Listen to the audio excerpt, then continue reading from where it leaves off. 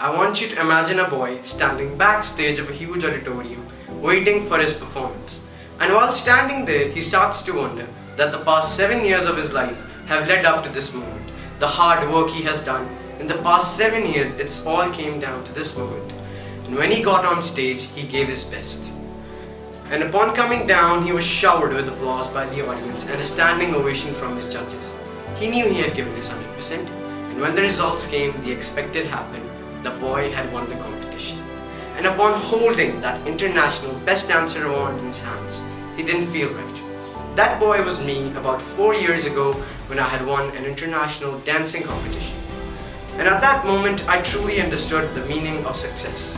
Good morning everyone, I am Shubhkarman, a 10th grader from Mother Teacher School. And I'm here to talk about the importance of goals and system in success. For years, we've understood success as something we'd achieve when we have accomplished our goals. But at that moment, I didn't think this is what success had meant. I had expected it to be a burst of happiness and fulfillment, but I felt hollow from the inside. And upon standing there, I began to wonder that the years I've put into the training for this moment were much more special than this moment itself. This was a turning point in my life, and I understood a lesson only a few people do. Goals are important in life, but there's something even more important, and that is the system you've built along the way. By this statement, I mean goals have a few problems. Them being, first, winners and losers have the same goals. If successful and unsuccessful people share the same mindset about goals, this isn't what differentiates them. It's the system of continuous improvements that differentiates a winner from a loser. Second, goals are only a momentary change. Imagine you have a messy room and you muster up the courage to clean that room. You might end up with a tidy room. But if you are going to maintain the same sloppy habits that led to the messy room in the first place, you're going to end up in the same situation and looking for a burst of motivation again.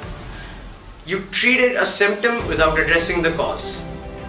This is misguided. What you have to actually do is find the root cause of this problem and solve it from the bottom, which means you have to implement a system which won't lead to the problem in the first place. Third, goals restrict your happiness. This is an implicit thing to say about goals, that if I achieve this goal, then I'm going to be happy. This is again misguided. You mentally box yourself into a narrow version of happiness.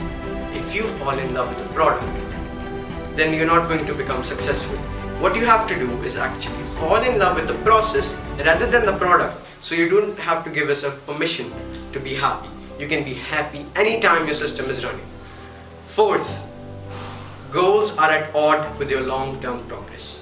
Many runners train hard for a race for months, but as soon as they finish the cross line, they stop training.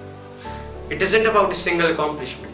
It's about a system of continuous refinements that is going to determine your long-term progress. And to change your outcome, you have to implement a system with continuous improvements. By that, I'd like to say success is achieved when we have built a system that is nearly perfect, which can help us achieve any goal. I'd like to end with a quote by James Clear. You do not rise to the level of your goals, you fall to the lack of your system. Thank you.